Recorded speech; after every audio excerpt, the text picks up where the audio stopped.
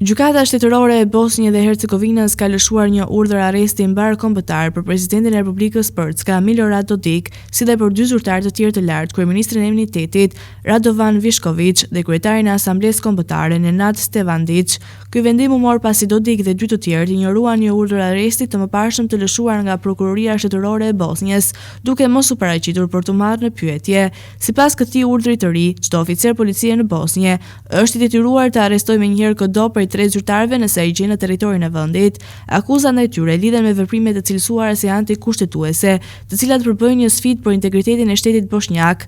Ndërkohë, mediat bosnjake raportojnë se Nenad Stevandić është dërguar për në Serbi gjatë fundjavës dhe aktualisht ndodhet jashtë vendit. Dodik nuk ka komentuar drejtpërdrajt urdhrin e ri të arrestit, por në një postim në rrjetin social X ai ka njoftuar se Republika Srpska po ndërmerr hapa për të krijuar një polici të re kufitare. Ky veprim ka ngritur shqetësime mbi tensionet e mundshme në vend, pasi Bosnja dhe Hercegovina funksionon në marrëveshjen e Daytonit të vitit 1995, e cila e ndan vendin në dy entitete kryesore, Republikën Srpska dhe Federatën Bosnjako-Kroate, me një qeveri të përbashkët në Sarajev.